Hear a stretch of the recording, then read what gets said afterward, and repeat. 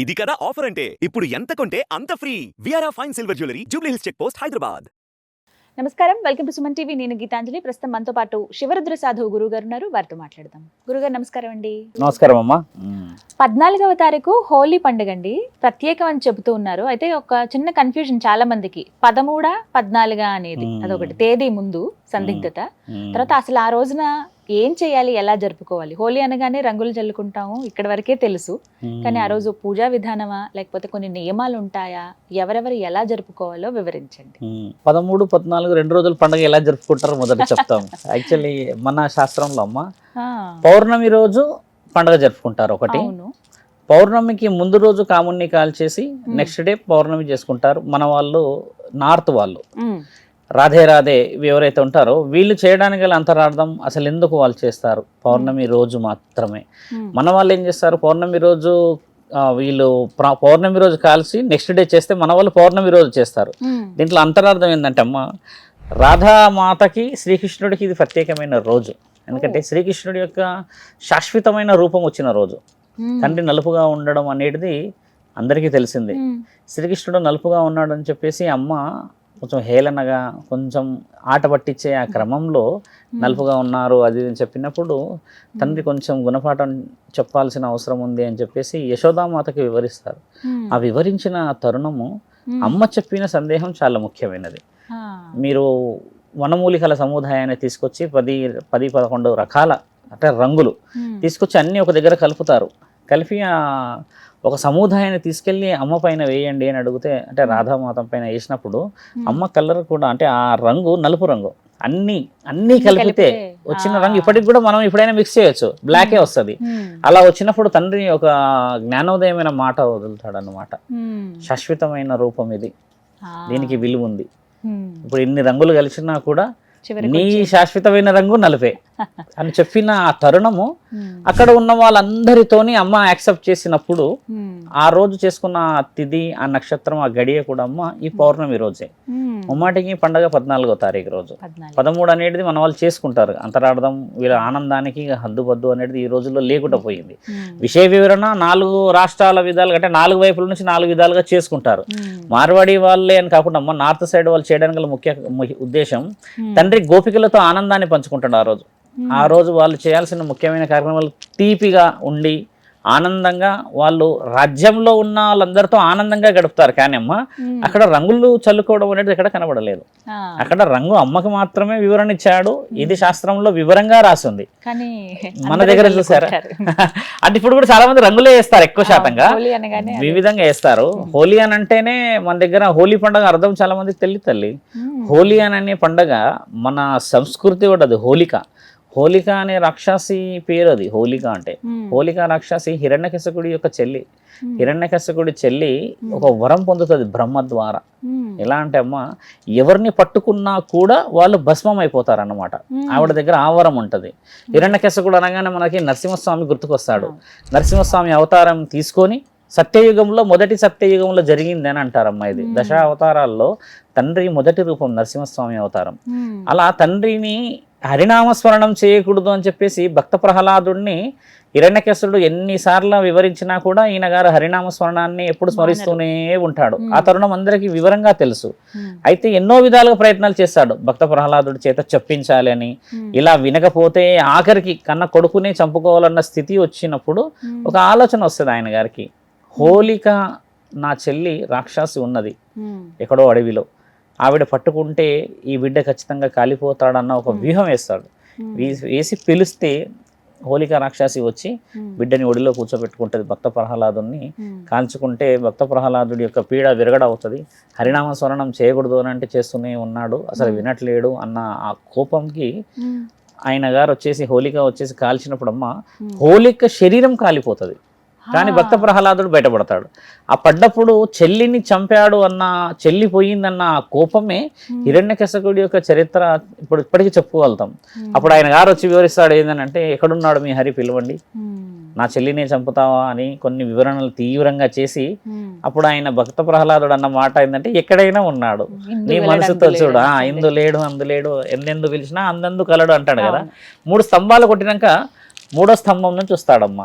కానీ హిరణ్యకశిపుడి వరమే చాలా విచిత్రంగా ఉంటుంది.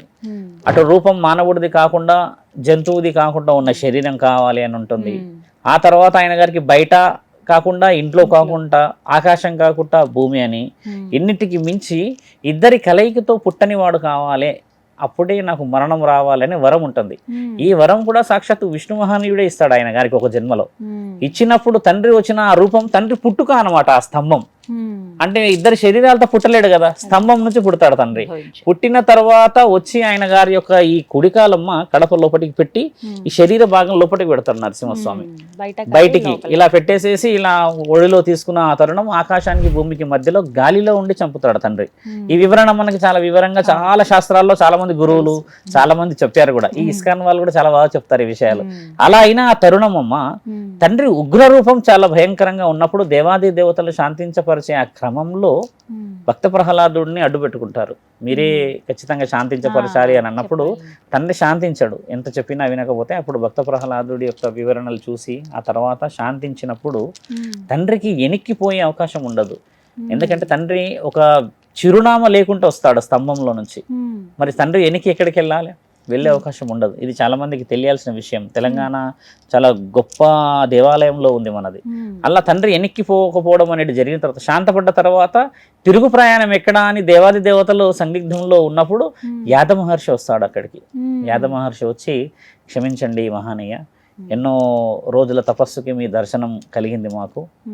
తిరుగు ప్రయాణం లేని సమక్షంలో ఈ యొక్క యాదగిరి గుట్ట అంటే తండ్రి వెళ్ళిన ఆ గుట్ట మీరు ఉండి ఇక్కడ మంచి చెడులు బాగోగులన్నీ చూసుకోవాల్సిందిగా మా ఆలోచన, మా తపస్సుకి మీరు ఇచ్చే విలువ అని అన్నప్పుడు తండ్రి వచ్చి స్వయంభుగా కొలువైన విగ్రహం ఉన్న యాదగిరి గుట్ట. ఇప్పటిది కాదు, యాదగిరి గుట్ట కొన్ని చాలా సంవత్సరాల క్రితం దమ్మా. పాత గుడి అని తెలుసు కదా, పాత గుట్ట అంటాం కదా, తండ్రి అక్కడ వెలిసాడు. అక్కడ నుంచి పైకి వెళ్ళింది, అది కాలక్రమేణా దాని వివరణలు వేరున్నాయి. అలా వెలవడం చేతమ్మా యాదగిరి గుట్ట ఈ రోజు కేవలం తెలంగాణ ప్రజలది కాదు, అది యావత్ హైందవ మొత్తం ఎంతో ఆనందపడాల్సింది అది. కానీ ఇప్పుడే తెలుసుకుంటున్నారు. కానీ ఒకప్పుడు చరిత్ర నానుడిలో ఉన్న వివరణ అనేది తెలియదు ఎక్కువ శాతం. అక్కడ శాసనం కూడా లేదు తల్లి, ఇట్లా హిరణ్యకశిపుడిది ఇలా అని వివరణ లేదు. యాదగిరి గుట్ట మహత్యమే ఉంది అక్కడ గొప్ప. నరసింహస్వామి వచ్చాడు, యాద మహర్షి పిలిచాడు. కానీ యాద మహర్షి పిలిచినప్పుడు నరసింహస్వామి ఎందుకు వచ్చాడు, అసలు ఆయన ఏ రూపంతో ఇక్కడికి వచ్చారు, హిరణ్యకశిపుడిని ఎందుకు చంపాడు, అసలు హిరణ్యకశిపుడు ఎందుకు పిలిచాడు, ఆ రోజే ఈ రోజు హోలీ రోజు అని హోలికను వధించాడన్న సంగతి ఎంతమందికి తెలుసు చెప్పండి. హోలికను వధించిన రోజు హోలిక. ఆ ప్రజలందరూ చాలా వివరంగా పండగ చేసుకున్న రోజు అమ్మా ఇది. ఆవిడ పేరుకు గుర్తుగా నరసింహస్వామి రావడం అనేది జరగడం చేత ఈ పండుగకి ఈ రాక్షసుడి వల్లే పరమాత్ముడు అడుగు పెట్టాడని హోలిక అని పెట్టారు. అలా అది హోలీ వచ్చింది పండుగ. ఇదొక వివరణ. ఈ వివరణ నుంచి కొంచెం వెనక్కి వెళ్తాం. మళ్ళీ ఇప్పుడు రెండు వివరణలే, శ్రీకృష్ణుడిది అయిందమ్మా, తర్వాత ఇప్పుడు మహావిష్ణుడు నరసింహస్వామిది. ఇక్కడ పరమశివుడిది ఆజ్ఞ ఇక్కడ ఉంటుంది. తండ్రి ఒక తపస్సులో కూర్చొని ఉన్నప్పుడమ్మా, ఒక జ్ఞాన సంపద విషయంలో తండ్రి కూర్చొని ఉన్నప్పుడు మన్మధుడు మరియు అతని యొక్క భార్య అంటే రతీదేవి ఇద్దరు అలా కాలక్షేపంగా వాళ్ళ యొక్క విషయ వివరణ అంటే కొంచెం ఆనందంగా గడుపుతున్న సమయంలో తండ్రి ఉన్న ఆ ప్రాంతానికి వస్తారు వాళ్ళు. సంధ్యా సమయంలో ఇద్దరు ఒకరినొకళ్ళు కామంతో మర్చిపోయి తండ్రిని చూసి కొంచెం నవ్వుతారు. ఇదేంది ఈయన గారు ఇలా ఉన్నారు, చూడ్డానికి విచిత్రంగా, మెడలో సర్పం వేసుకొని ఒళ్ళంతా దుమ్ము ధూళి అంతా ఇంత గాలి వచ్చి ఏమైతున్నా కదులుతలేడు అని చూసి మన్మథ బాణాన్ని వదులుతాడమ్మా. అంటే ఆటంకం కలిగించడానికి, అహంకారం అనుకోండి ఒక విధంగా. తండ్రి చాలా కోపంతోని, ఎందుకంటే తండ్రిని ఆ స్థితిలో ఎవరు ఆపలేరు. పార్వతీమాత కూడా అమ్మ తండ్రి కళ్ళు మూసుకున్నప్పుడు పిలిచే అధికారం లేదని శాసనాల్లో ఉంది. ఎందుకంటే తండ్రి లోక కళ్యాణం మీద కూర్చొని ఉంటాడు. ఆయనని పార్వతీమాత కూడా తండ్రి ఆవిడ వచ్చిందని చెప్తేనే ఆయన ఆలోచించే కళ్ళు తెరిచి మాట్లాడతాడే. కానీ అమ్మ ఇంతవరకు కూడా ఎవరు కూడా తండ్రిని పోయి డిస్టర్బ్ చేయకూడదు. ఇది మన దగ్గర చాలా సినిమాల్లో చూపిస్తారు. అమ్మ కూడా పోదు, కడప దగ్గర నుంచి ఉంటుంది. తర్వాత తండ్రి పిలిస్తేనే కళ్ళు తెరిచి అప్పుడు స్వీకరిస్తేనే పోతారు అనేది నిజంగా ఉందమ్మ మన దగ్గర. ఎందుకంటే 3 కన్నులు పెట్టుకున్నవాడు లోకానికి సారథి ఆయన. అలా ఆ మన్మధుడు చేసిన బాణానికి తండ్రి చాలా చాలా కోపాన్ని వ్యక్తపరచమ్మ ఒకసారి 3వ కంటిలో నుంచి ఆయన భస్మం చేస్తాడు. ఆ భస్మం చేసినప్పుడు రతీదేవి ఆ బూడిద తీసుకొని నిండు సౌభాగ్యాలతో ఉండాలని ఆశీర్వదించిన మీరు, అర్ధనారీశ్వరి తత్వాన్ని పెట్టుకున్న మీరు, నా పెనిమిటి విషయంలో ఇలా చేస్తే మరి నేను ఎలా, నా బ్రతుకు ఎలా అని అన్నప్పుడమ్మా తండ్రి కొంచెం బాధగా పడి ఈవిడ ప్రేమని చాలా వివరంగా ఆలోచన చేసి 7 సార్లు అంటే 7 జన్మల బంధం అని ఇచ్చావు కదా మహేశ్వర అని అన్నప్పుడు 7 కన్నీటి అక్షులు వదులుతాడు తల్లి. ఆ 7 కన్నీటి అక్షులే ఇప్పుడు మన దగ్గర సప్తముఖి రుద్రాక్ష తండ్రిది ఈ వివరణ వచ్చింది. సర్పదోషాలు ఉన్న వాళ్ళు పెట్టుకుంటారు ఎక్కువ శాతంగా, చెప్పేవాళ్ళు కూడా కొంచెం తగ్గారు. కానీ అలా ఉన్నప్పుడు తండ్రి ఏమంటాడంటే రతీదేవికి ఇస్తాడు, నేనైతే వెనక్కి తీసుకోలేను, ప్రాణం పోయింది, మన్మధుడిని నేను బతికించలేను, కానీ మన్మధుడి యొక్క వివరణ గురించి నేను మానవ శరీరాల్లో కామం అనేది ఉండడం చేత అక్కడ బతుకుంటాడు నీ పెనిమిటి. ఈ రోజు జరిగిన ఈ సందర్భంలో కామ దహనం జరిగినప్పుడల్లా నీ పెనిమిటి పుడుతూ ఉంటాడు. కాబట్టి ఈ పౌర్ణమి అంటే జరిగినది కూడా ఇదే పౌర్ణమి. ఈ పౌర్ణమి రోజు ఎవరైతే చేస్తారో కాముడి యొక్క దహనం కానీ పూజ కానీ పాల్గొంటారు అందరు వివరంగా. ఆ రోజు మానవ శరీరంలో ఉన్న కామాన్ని దహనం చేసి వారి యొక్క శరీరాలను వాళ్ళు కాపాడుకున్నట్టుగా అక్కడ ఎలా అయితే పూజ జరుగుతూ ఉంటుందో ఇక్కడ నీకు నీ పెనిమిటి విషయ వివరణలో ఊపిరి అంటే మళ్ళీ ఆయన బతుకున్నాడు అనేది అర్థం. కామం అందరి శరీరాలు బతికే ఉంది కదా, 90 ఏళ్ళ వాళ్ళకు కూడా అది అలాగే ఉంటుంది, కాకపోతే వివరణ వేరు వయసు రీత్యా అనుకోండి. అలా చేసుకున్న రోజు కూడా ఈ పౌర్ణమి రోజే ఆ విధముగా కూడా పండగ జరుగుతుంది. కాముండి దహనం ఎందుకు చేస్తారో చాలా మందికి తెలియాలి. ఇక్కడ దహనం ఎందుకు చేస్తున్నారో తెలియదు కదమ్మా. ఈ విధంగా ఉండడం చేత కామదహనం చేస్తారు. మన్మధుడు రతీదేవికి ఇచ్చిన మాటకి పరమశివుడి ఆజ్ఞను పాటించే రోజు. ఈ విధంగా ఉన్నప్పుడు 4వ తరుణం భస్మాసురుణ్ణి మోహిని వధించిన రోజు కూడా ఈ రోజే. తండ్రికి వరం ఇచ్చిన తర్వాత తండ్రి పరిగెత్తుతూ ఉంటే ఈ వరం పనిచేస్తుందా లేదని చూసినప్పుడు మోహిని అవతారంలో మహావిష్ణువు రావడం, ఆ తర్వాత ఈయన గారు భస్మాసురుడు చూసి మోహినిని మోహించినప్పుడు అలా ఎలా నీ దగ్గరకు వస్తాను, నువ్వు నాట్యం చేయాలన్న తరుణం కొంచెం ఉంటది వివరంగా. అలా అయిపోయిన తర్వాత ఆ విషయం భస్మాసుడు తల పెట్టుకోడు చేతి పెట్టుకున్నప్పుడు చనిపోతాడు కదమ్మా, అది 4వ తరుణం. ఇక్కడ ఇన్ని 4 తరుణాలు జరిగినాయి ఇక్కడ మన దగ్గరమ్మా. అంటే దేవాది దేవతలు ఇచ్చిన దైవ సందేహం మీరు అన్నది. ఇప్పుడు 5వ సందేహం మీరు అన్నది రంగులు ఎందుకు పూసుకోవాలి. అసలు ముఖ్యమైనది ఈ 5 అయితే ఈ 4 ఎవరికి సంబంధం లేదు, ఎందుకంటే ఈయన వాళ్ళే వింటారు. కానీ 5వది చాలా ముఖ్యమైనది. ఈ రంగులు రాసుకోవడానికి గల ముఖ్యమైన కారణం ఏంటంటే అమ్మా, ఇప్పుడు వచ్చే ఈ మాసం అంటే వసంత మాసంలో సూర్యుడు మా తీవ్రమైన మంటలో ఉంటాడు. అంటే ఎక్కడైతే మకర సంక్రాంతి మొదలవుతుందమ్మా అప్పటి నుంచి భానుడు ఆయన ప్రతాపం చూపిస్తూ ఉంటాడు. ఈ నెల తర్వాత ఇంక వివరంగా ఉంటాడు. ఇలా ఉన్నప్పుడు ఏంటంటమ్మా, ఒకప్పుడు ఇంతటి నీళ్లు లేవు మన దగ్గర, సోర్సెస్ బోర్లు తర్వాత తీసేటి లేవు కదా, నదులు అక్కడక్కడ బావిలో ఋషివర్యులు తీసిన దాంట్లో తెచ్చుకోవాలి కదా. ఈ 3 నెలల్లో ఎన్నో బావిలు ఇంకిపోవడాలు, ఈ సరస్సులన్నీ ఆరిపోవడాలు జరగడం చేత మన వాళ్ళంతా ఋషులంతా ఆలోచన ఏం చేశారంటమ్మా, చర్మానికైతే ఖచ్చితంగా కడుక్కోవడాలు స్నానాలు చేయడాలు అయితే తప్పదు. ఇది లేకపోతే ఇప్పుడున్న ఈ వాతావరణ రీత్యా చర్మం ఎక్కడికైనా పాడే అవకాశం. కాబట్టి ఈ 8-9 రంగులు ఎక్కడెక్కడైతే ఉన్నాయమ్మా, it is called like rainbow ఏదైతే మనకు వస్తుంది ఆకాశంలో, ఈ 7 రంగులను తీసుకొచ్చేసి అవి ఇప్పటికీ దొరుకుతాయి అడవిలలో, అవన్నీ తీసుకొచ్చి శరీరాలకు పూసి 3 నెలల వరకు స్నానం చేయకూడదని హెచ్చరిక ఉండే అమ్మా అప్పుడు. ఇది వివరంగా మన దగ్గర సైంటిస్టులు చెప్పారు. ఇది 100 సంవత్సరాల క్రితం కూడా జరిగింది. ఎందుకంటే 3 నెలలు స్నానం చేయకపోవడం వల్ల ఏమవుతుందంటే అమ్మా, నీళ్లు ఉండకపోయేటిది, ఉన్న నీళ్ళని వీళ్ళంతా సద్వినియోగం ఈ 3 నెలలకు చేసుకోవాలి. ఎప్పుడైతే ఋతుచక్రాలు బాగా కదులుతాయమ్మా, ఈ ఋతుపవనాలు జూన్ మాసం మొదలైనప్పుడు పడతాయి కదా, అప్పటి వరకు ఉండాలి అన్న ఓపికతోని వాళ్ళు వేసిన వ్యూహమే ఈ రంగులు. మన దగ్గర ఆ రోజు వివరంగా చేసేస్తున్నామే, నీళ్ళు ఎన్ని లక్షల క్యూసెక్లు వేస్ట్ చేస్తున్నాం, నీళ్ళే వేస్ట్ చేయద్దంటారు కదా. మన దగ్గర తెలుసుకోవాల్సింది కూడా ఏంటంటమ్మా, గుడ్డు కొట్టేస్తారండి నెత్తి మీద, పండ్లు కొట్టేస్తారు, ఎంత వృధా అవుతుంది. ఇది ఎందుకు వల్ల ఏమవుతుంది అంటమ్మా, శాస్త్రం ఎలాగో కాపాడబడతలేదు. మీరు బాగా గమనించాలి. రంగులు ఎక్కడ పూసుకోవద్దని ఎప్పుడు మనము ఏ విషయంలో కూడా చెప్పలేదు, గురువులు ఎవరు కూడా చెప్పలేరు. చెప్పిందల్లా ఏంటంటమ్మా, రంగుల ముసుగులో మనందరము శరీరాలు ఆరోగ్యాలు, ఈ ఐస్ లోపల డైజెస్టివ్ సిస్టమ్ కూడా పాడైపోతుంది కదా. ఇది ఒక 4-5 డేస్ వరకు మనిషిని ఇబ్బంది పెడుతుంది. ఇదొక విషయం. రెండో విషయం అమ్మా, మన దగ్గర మనం గమనించాల్సింది ఏంటంటే, ఈ నీళ్లు అంతగా హడావిడి చేయాల్సిన అవసరం లేదు. పండగల అప్పుడు ఇంట్లో అందరు పిలిచి కూడా పండగ చేసుకోవచ్చు, ఒక గంట ఆడుకోవచ్చుగా. పొద్దంతా ఆడుకొని ఇబ్బంది పడాల్సిన మద్యం భంగ్ అనేది ఏదైతే ఉంటుందమ్మా తాగేది, మన దాంట్లో లేదు అసలు. అది అసలు ఈ భంగ్ అనేది లేనే లేదు. అదొక చిన్న పిల్ల లాంటిది వేసేసి ఆ పాలల్లో కానీ ఆ మజ్జిగలో పెరుగులో కల్పిస్తారు మత్తు పదార్థం. ఈ మత్తు పదార్థం అంతా గోకులం వరకే, ఎందుకంటే వాళ్ళు ఆనందంగా ఉండడానికని చెప్పేసి ఆ మై మర్చిపోయే రీతి. ఇక్కడ అవతల వ్యక్తిని ఇబ్బంది పెడుతున్నాం కదా. మద్యం ఇప్పుడు బంగ తాగుతలేరు కానీ దానికంటే సుపీరియర్ వచ్చారు కదా చాలా మంది. కాబట్టి హోలీ పండుగ చూడము 5 విధాలుగా శాస్త్రం రాస్తుంది. మీరు అన్నట్టుగా పౌర్ణమి, ఈ పౌర్ణమి రోజు ఇన్ని విషయాలు జరిగాయమ్మా. ఇలా వచ్చిన పండుగ హోలీ, ఎన్ని రంగులు వేసుకున్నా కూడా జీవితం రంగులమయం కావాలనేది పరమాత్ముడి ఆజ్ఞ. అక్కడ అన్నిట్లలో చూడండి దేవాది దేవతలు లోక కళ్యాణమే చేశారుగా. మరి మనం ఏం కళ్యాణం చేయబోతున్నామో ఈ రంగుల పండుగనన్నా మార్చాలి. ఇప్పుడు మనం అంటే వివరంగా పోవాలి, అంత హెవీగా పూసుకోవడం చేయడం చాలా తప్పు కదా తల్లి. ఇప్పుడు మీరు గమనించండి, అంటే నార్త్ సైడ్ వాళ్ళు కూడా ఆడతారు, అది మన వాళ్ళని ఎక్కడ తక్కువ చేయట్లేదు. కుటుంబాల విధంగా ఆడుకోవడం మంచిది. ఇప్పుడు ఏమైపోయిందంటే అమ్మ, కుటుంబాల విధాలుగా ఆడుకోరు మన వాళ్ళు. పోయడాలు చేయడాలు, బండి మీద పోవడాలు చేయడాలు, యాక్సిడెంట్లు అవుతాయి, నెక్స్ట్ డే పేపర్లు ఎన్ని పడతాయి చూడండి. ఇలా కాకుండా మనమే, మన కాలనీ ఉంది, మన అసోసియేషన్ ఉంది కదా, అందరితో పాటు హ్యాపీగా ఆడుకోవాలి.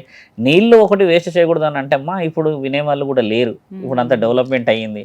ఎక్కడో సౌత్ ఆఫ్రికాలో ఎక్కడెక్కడ కూడా చిన్న చిన్న చిన్న చిన్న దేశాల్లో నీళ్ళ కష్టం ఉంది, కానీ ఇప్పుడు ఇక్కడ లేవు. కానీ పరమాత్ముడు ఆజ్ఞ ఏంటంటమ్మా, లోక కళ్యాణం అని అంటే నువ్వు నీళ్లు వృధా చేయకపోవడం కూడా లోక కళ్యాణం ఈ సమయంలో. మిగతా సమయంలో ఎలాగో నీళ్లు ఉంటాయి కదా, కాబట్టి ఆచితూచి ఆడుకొని ఆరోగ్యాలు కాపాడుకొని అమ్మా. పిల్లలకు ముఖ్యంగా ఆ రోజు పౌర్ణమి కాబట్టి కులదైవానికి చేసే పూజ చాలా బలమైనది. ఎందుకంటే ఇక్కడ 5 దేవతలు అడుగుంది ఇందులో. నరసింహస్వామిది, విష్ణుది, తర్వాత శ్రీకృష్ణుడిది. మనకు తెలియకుండానే అమ్మ మన కుల దైవాన్ని పూజిస్తే ఆ రోజు ప్రత్యేకంగా వీళ్ళు చేసుకున్నవారు కాబట్టి దేవాది దేవతలు కూడా ఇంటికి వచ్చి వెళ్తారనే నాణ్యుడు ఉంది. ఈ పౌర్ణమి రోజు ఎందుకు జరిగిందంటమ్మా, పౌర్ణమి అనేది అమావాస్య అనేది ఏంటంటమ్మా 100% అంటే 100% ఫలితాలను ఇచ్చే రోజు. మరి ఆ రోజు పండుగ చేసుకోవాలి, ముందుకు వెళ్ళాలి. మాంసాహారం తినేటోళ్ళు కూడా తింటారు, దాంట్లో నియమాలు అయితే ఎక్కడ లేవు. హోలీ పండుగ రోజు చాలా వివరంగా ఉంటుంది. చేసుకోవాల్సిందంటే ఏంటంటమ్మా, మనం ముఖ్యంగా మన కులదైవానికి లక్ష్మీ స్వరూపాన్ని ముఖ్యంగా ఆరాధించుకోవడం మంచిది. చాలా మంది ఏం చేస్తారు, ఇప్పుడు మామిడాకులు పెట్టుకుంటారు, ఇంకేదో తోరణాలు పెట్టుకుంటారు. పండగ నియమాలు ఎక్కడ ఏ విధంగా పాటించాలని ఎక్కడ ఏం లేదు, నీ ఇష్టం ఉంటే చేసుకుంటావు లేదట్లేదు. కానీ ఇంట్లో ఆరాధించుకోవడం కూడా పండగనే కదమ్మా. అలా చేసుకోకుండా మనం ఎక్కడో వీధుల్లో ఇబ్బంది పడకూడదు. కాబట్టి అందరు జాగ్రత్తలు పడాలి. నాకంటే వ్యక్తులు చాలా మంది పురోహితులు ఏం చెప్తున్నారు అన్ని గమనిస్తున్నాం, వీడియోలలో ఏం చెప్తుంటారేమో పండగ ఏ విధంగా చేయాలో చెప్తుంటారు. ఇప్పుడు నేను చెప్తున్నది ఏంటమ్మా, పండగ ఎలా పుట్టింది, మనకి అంతరార్థం ఇలా వచ్చింది. ఇప్పుడు వీళ్ళు ఎలా చేసుకున్న పండగే. కానీ గురువుగారు గ్రహణం ఉందంటున్నారు. గ్రహణం అయితే లేదు ఈసారి, మన దేశంలో కనిపించేది గ్రహణం లేదు. మళ్ళీ ఇంకో విషయం ఏంటంటమ్మా, ఒక గ్రహణం గురించి నేను గతంలో చెప్పింది ఏంటంటే, ఒక గ్రహణం యొక్క ఎఫెక్ట్ మీరు అన్నట్టుగా అంటే ఆ ప్రభావము మన మీద పడ్డది అనుకోండి, ఛానల్ ఈ విధంగా ఉండదు. దాని కంటెంట్, దాని డిస్కషన్ అంతా సాధువులు, పురుషులు, తర్వాత మహావీరులు, ఎవరెవరో గొప్ప గొప్ప వ్యక్తులు ఉన్నారు కదమ్మా, వీళ్ళందరూ చెప్పేస్తారు ఇన్ఫర్మేషన్ వచ్చేసింది ఈ విధంగా జరుగుతుంది అని చెప్పి. ఇప్పుడు ఎక్కడో దేశాల్లో జరుగుతున్నది మన దేశం మీద ఎఫెక్ట్ లేదు అని అంటే అమ్మా, పట్టింపు లేదు. కానీ సాధువులందరికీ పట్టింపు ఉంది, ఎందుకంటే ఇది జరిగేది భూమండలం మీద. సాధువులు అందరు పని ఏంటంటే లోక కళ్యాణానికి సంబంధించింది ఏదైనా ప్రభావం జరగవచ్చు అన్నది ఎక్కువ శాతంగా ఉంది. కానీ ఈసారి గ్రహణం అనేది మన దగ్గర ఎక్కువ శాతంగా లేదు తల్లి. కొంచెం ఆలోచన చేసి చాలా మంది భయాలకు పోతున్నారు, పోనీ కూడా జాగ్రత్త పడే తరుణం చాలా మంచిదమ్మా. జరుపుకోవచ్చు ఇంట్లోనే, ఖచ్చితంగా చేసుకోవాలి. ఇంటి దైవం ఆరాధన చేసుకోవాలి. ఇంటి దైవ ఆరాధన ఎప్పటికైనా ముఖ్యమైనది. కులదైవం విషయం కదమ్మా, ఎన్నో ఏళ్ళ నుంచి మనతో ఉంటాడు. తర్వాత ఇలవెల్పులు మన వాళ్ళే. పరమశివుడు కూడా కులదైవం ఇలవెల్పులు అనుమతి లేని లోపలికి రాడమ్మా. మీరు బాగా గమనించండి. అంటే ఎప్పుడు చెప్పేవాడే ఒకటి, ఇప్పుడు మన ప్రాణాలంతా తీసే ఒక మహనీయుడు ఉన్నాడు, మీకు తెలిసిందే. ఆయన పేరు యమ. కానీ ఆయన పేరు పక్కనే ధర్మ అని ఉంది. ధర్మం లేకుండా ఆయన కూడా ప్రాణాలు తీసే అధికారం లేదు. కాబట్టి యమధర్మరాజే ధర్మాన్ని పాటిస్తుంటే మానవ శరీరాలు ఎత్తిన మనం ఏం పాటించాలమ్మా, అంతే కదా. కాబట్టి పరమాత్ముడు ఎప్పుడు మనకి తప్పు చేయలేడు, ఎప్పుడు తక్కువ చేయలేడు. చేస్తుందల్లా మనమే పొరపాట్లు, క్షమిస్తూనే ఉన్నాడు. ఇకపైన ముందుకు వెళ్ళి మంచి పూజలు పురస్కారాలు చేసి ఈ హోలీ అన్న నిజంగా రంగులు తెస్తే చాలా మంచిదమ్మా అందరి జీవితాల్లో. తేవాలి ఖచ్చితంగా. ధన్యవాదాలండి. ధన్యవాదాలమ్మా.